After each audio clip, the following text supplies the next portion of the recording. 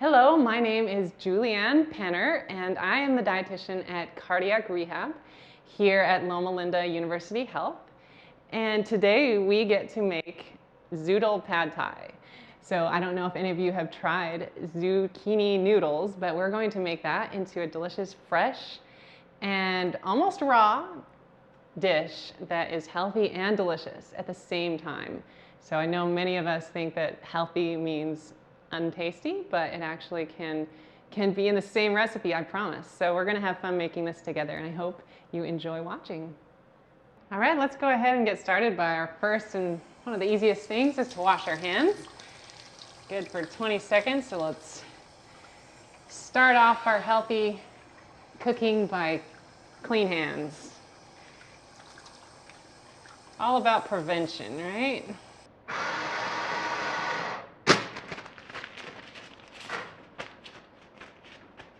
And after that, we can go ahead and get started.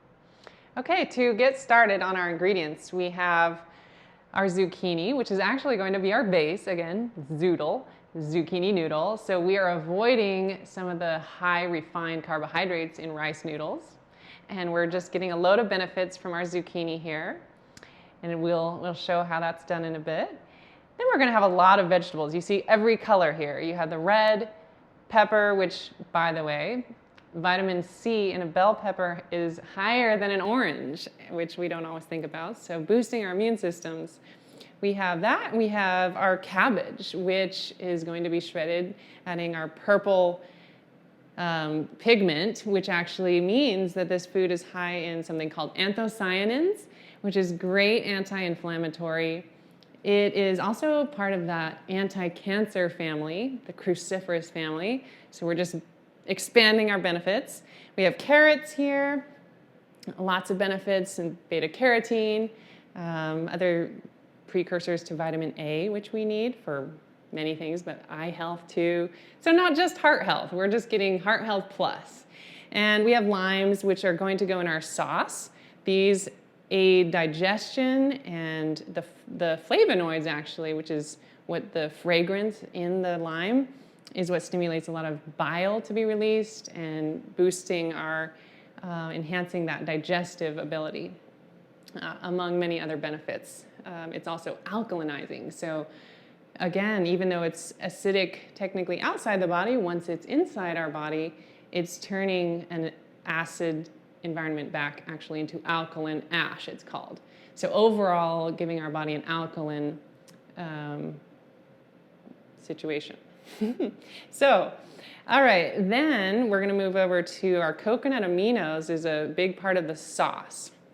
These are the sauce ingredients. And we have coconut aminos is essentially replacing the high sodium in soy sauce. So I love to use coconut aminos because they're made from the sap in the nectar of the coconut tree, and they're rich in some amino acids, which is why they're called coconut aminos, and which is precursor to protein.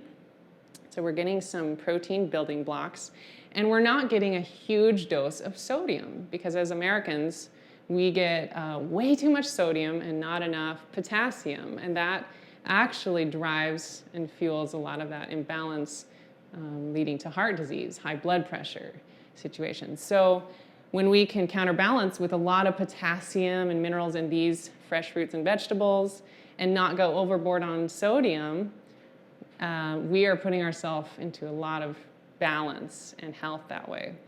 So that's the focus. That's what Whole Foods does, is it restores that balance. And we're not going to eat too much sodium with this meal too. So coconut aminos are wonderful, good for marinades, for this kind of sauce. If you make burgers, vegetarian style, or different meat loaves, that kind of thing, it's wonderful. Even scrambled tofu, all that idea, they're kind of a key ingredient. Next, we have in the sauce the ginger and garlic, which I think a lot of people already use, and they're wonderful. Ginger is good for fighting sometimes nausea, has a good source of zinc. Garlic, when it's raw, we all know, or many of us know, this fights viruses too and boosts the immune system. So powerful, like a natural antibiotic. So excellent there. And then we have our tofu, which is a complete protein. Tofu has all the 20 amino acids, and so for vegetarians who are trying to eat less meat and still get all their protein, sometimes that's a concern. Tofu, you know you're getting all 20 of those amino acids. If you don't prefer having tofu, you can have the edamame bean to replace, and that's totally fine. You could do that in this recipe, or leave it out, but you're gonna get some protein in this area. Make the meal more rounded. Another quick word on tofu, a lot of people are scared of soy, and I did want to mention that many of those concerns with soy and estrogen is actually,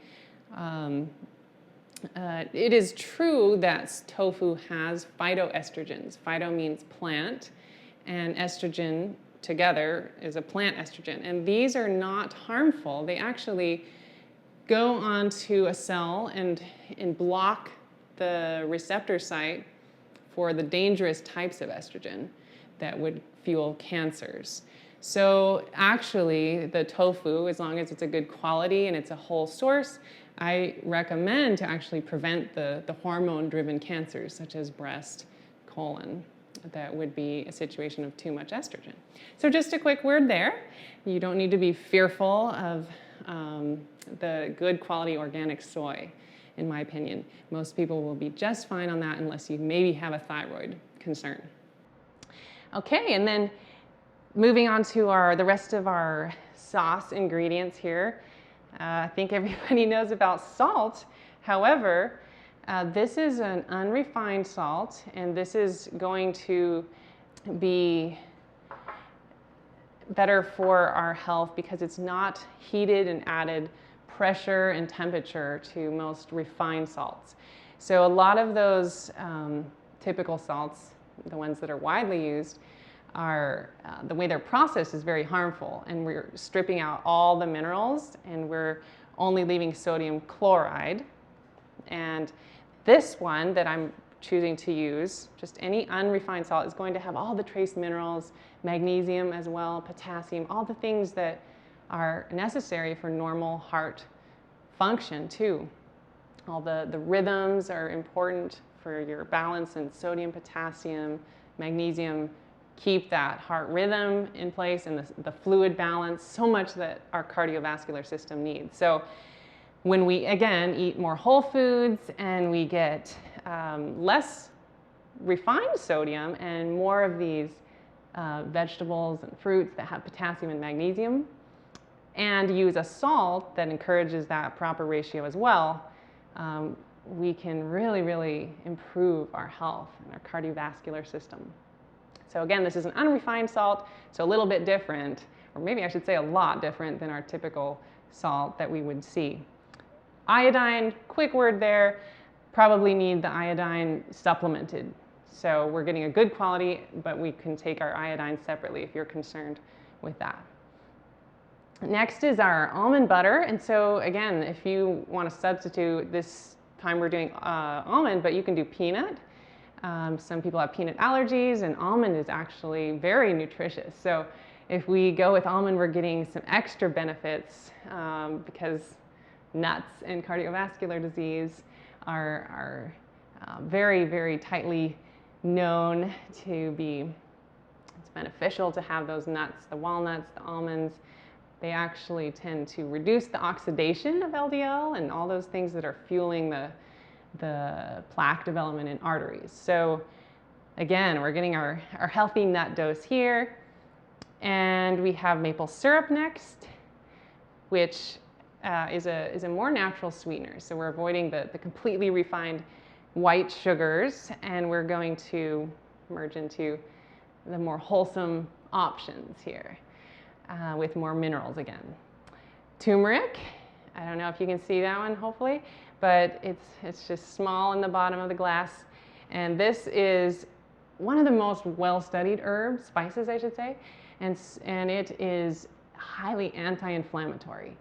So it's working in so many levels to fight inflammation all over the body. It's amazing. So we're gonna actually use that in our sauce too. And that's the last ingredient for the sauce. And then lastly, as garnishes, we're gonna have sesame seeds and hemp hearts. Sesame also, kind of similar to nuts that have a lot of vitamin E, and also it enhances that ability for the body to decrease that oxidation, which is so harmful and leads to progressive heart disease. So very, very good. Studies have been done on those. And also the hemp hearts are in the family of omega-3 fatty acids. And these are flax seeds also and chia seeds. These are sometimes less known, but they're really, really mild, delicious to just have sprinkled on our food and salads. So I think you'll enjoy them, and they're very anti-inflammatory as well. So there you go. We have all our ingredients, and you can just enjoy how we put them together and make something delicious and healthy. Let's start by making our sauce and peeling our ginger. So let's start by just getting a good size. So we'll just break about, this is a big tablespoon. We'll see how it does. And I'm going to use a spoon for this. This is the perfect amount of sharpness, I guess, rather than a knife to just dig in these crannies. You know how ginger is very knobby. And you'll just take it, and you can see that it's coming off pretty nicely. And oh, I'm getting some of the delicious smells. So we'll just scrape off the skin. Sometimes I also don't worry too much about getting every piece off if I got a good quality, an organic ginger. And I won't stress about every piece, but this works quite well. Sometimes also I like to, if I have a bunch of ginger and I don't know what to do with it and I think it's going to go bad, I can peel a little extra and slice it and then freeze it, and then I won't even have to do this step next time I'm making a dish or curry or something out of ginger. All right, now let's get our garlic and peel this. All right. So our recipe has 4 cloves, but again, if you're a garlic lover, you can up it, you can down it. Looks like we ended up with 3 bigger cloves. So we'll just get these peeled. You can use the edge of your knife. You can just, sometimes it's easier to just press down if you don't mind a little garlic smell on your palms. So this will just loosen the skin a bit, and then we can take the edges off a bit easier and peel it. Another quick trick is if this garlic is refrigerated, it does tend to help loosen the skins a bit. Now we can go ahead and get our blender out and make our sauce. Now, this is a nice high-speed blender. It's can do anything from grinding grains to making creamy sauces, all kinds of things, wonderful things a blender can do. But if you haven't made the purchase yet or you're planning on it, you can do this sauce without. And you can just get a bowl, and as long as you mince your garlic and your ginger, you're all set to go. So just use your knife or a garlic press to make your ginger and your garlic nice and fine, and you can whisk this sauce together without the blender. Here we go. Let's start by getting off our lid, of course. And we have our almond butter to add. Scoop this in. This is a 4th cup. So this is going to be the base. And then we have our maple syrup.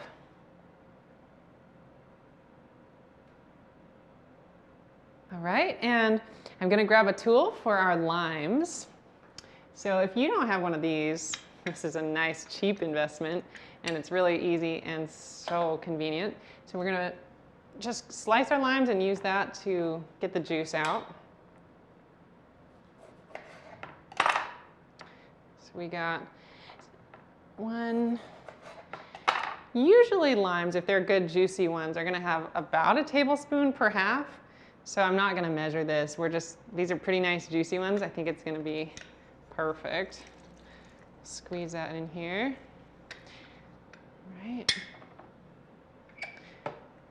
Now actually, technically, if you go out and want to get a lime juicer, they usually paint them green, but the lemon ones, like what I'm using, are a little bigger. So if you have a big lime, it's going to fit, which is, I recommend, just in case you get those nice big limes.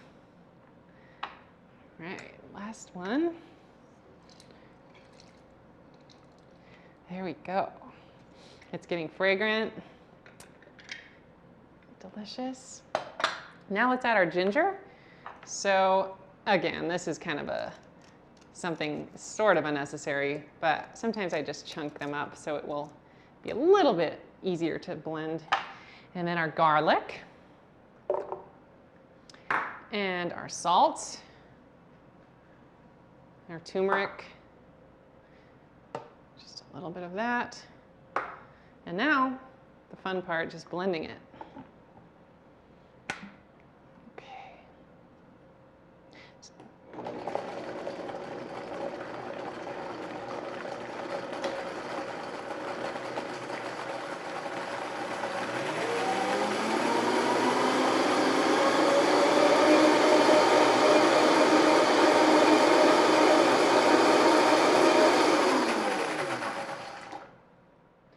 All right, let's take a look at our sauce and see how it's doing. So it's a great texture, it's smelling amazing, and it's a good time to add our coconut aminos. So last but not least, it's a very important key ingredient here. And let's incorporate that.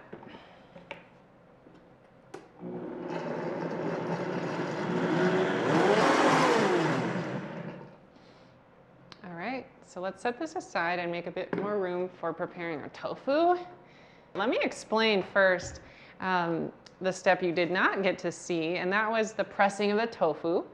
So just take a clean dishcloth, dish towel, and once you slice open your tofu, you can drain it. And then all you do is simply wrap it in that clean cloth, let all that extra liquid absorb so your tasty liquid can reabsorb.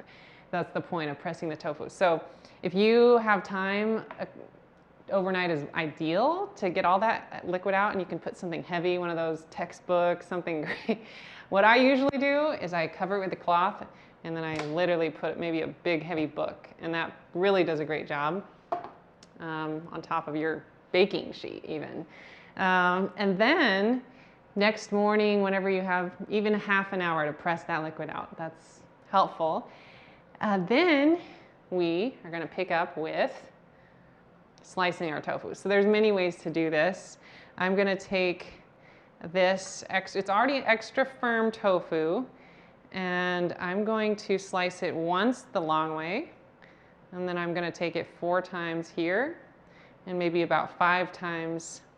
We'll see how it goes. We'll do some little squares here, but you can always get fancy with this and do triangles, whatever you want. So it's pretty easy. Sometimes you have to take a look. Where's your knife going? You can just do this slice down here, come through, and then line it up again. So then for me, it's the easiest to do my center mark, and then 2 more, get 4, and then usually about 5 across.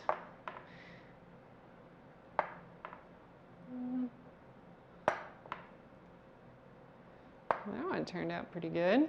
All right, so then we can literally just transfer this guy over here, and if it all stays together, we might even do a pretty tidy transfer.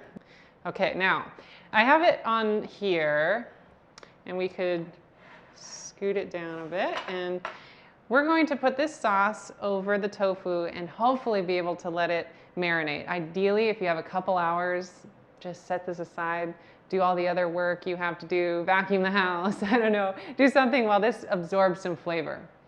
If you have overnight, that's even better. Do it before you go to sleep.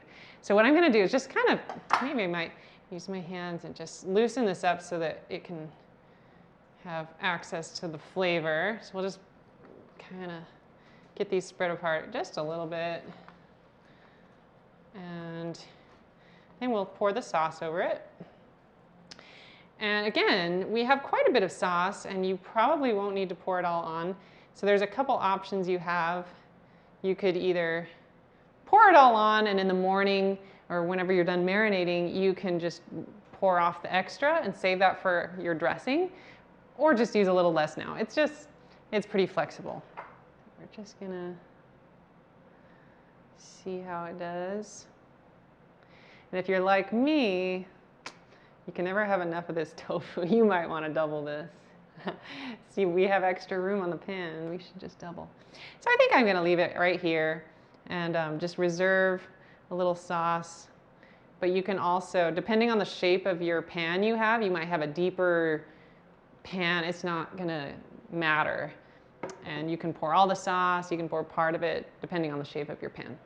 All right, now that our tofus are finished marinating, if you gave them the chance and didn't eat them all, we will put them in the oven at 375 for about an hour.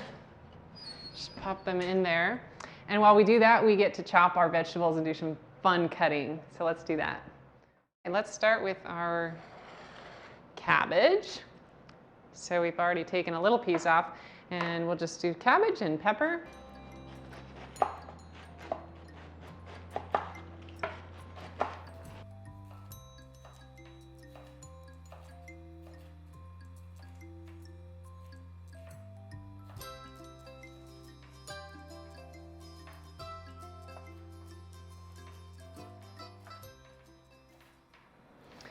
Okay, now that we have cut our pepper and our cabbage, let's just put them aside, actually, on our plate.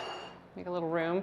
So you can see we're getting super colorful already. We got our purple, we got our red, and it's okay that this is mixing a bit because it's all going to mix in together anyways. And again, there's something really neat, but our brain recognizes when we eat a lot of color, we automatically get this response in our brain that we're satisfied. And I think that is why, because our brain and our body know that we're getting so many nutrients from all these colors. So I think that's another amazing, amazing thing. So let's go ahead and pull in our mandolin. And this little guy is so much fun, but very deadly. If you have ever used one, these blades are very sharp, and that's why we have a protector here. If you don't have one, again, just use a grater. This is a simple, adaptable recipe you don't need a lot of fancy tools for, but it is kind of fun to have them.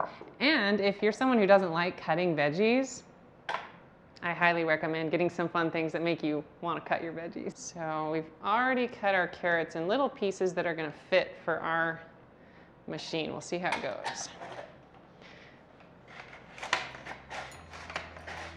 Let's see if we like those sizes.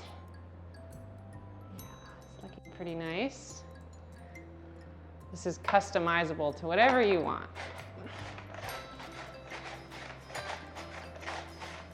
It gets really fun. You do more than you need to do. I'm kidding. I'm doing more than I need. You see, we have this beautiful orange to add now. Okay. So for this guy, I'm going to use a different mandolin. It's actually a zoodle maker. So there's a couple attachments, and I'll show you.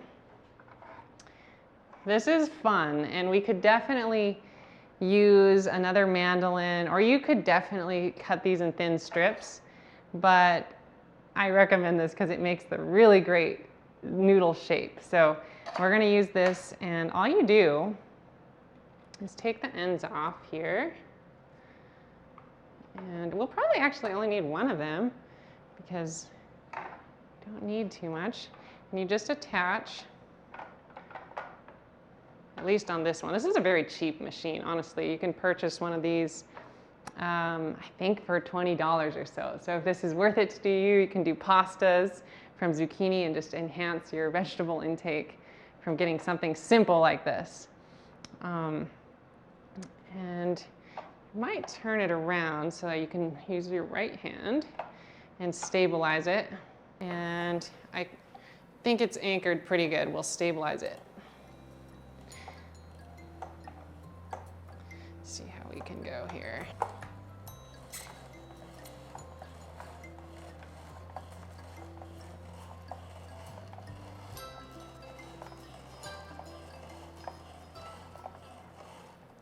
So we got our zucchini noodles. Love those. We are having our garnish, and we can basically just assemble this and get our tofu from the oven and put it together. So it's pretty simple, and we're almost done. Okay, best part, we're gonna get the tofu out of the oven. So let's prepare a little spot for our tofu. And let's see how it looks.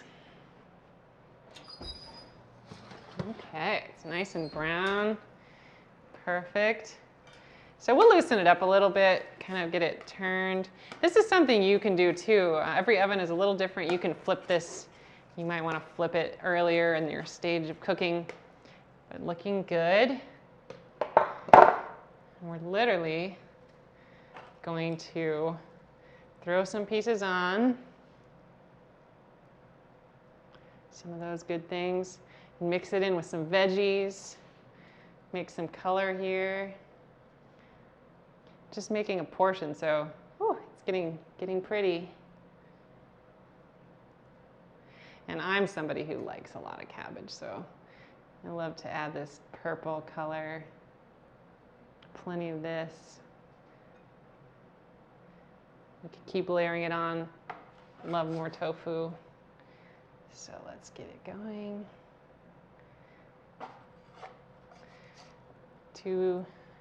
Never too much tofu. All right, and now we can sprinkle on some of our sesame seeds. And plenty of those good things. Plenty of our hemp seeds. And last but not least, we're gonna do two things actually. We're gonna put a little of our extra sauce that we had left over, drizzle it on. It's gonna be delicious.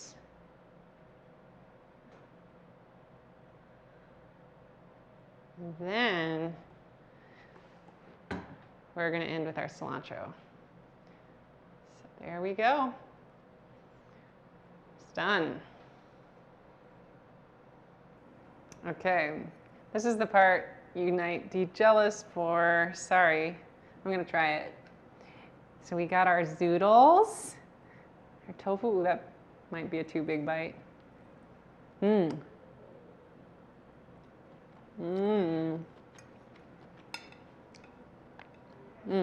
Such a good blend. The ginger comes through, the zesty lime, so delicious. You're gonna love it. Go ahead and make your zoodle pad thai.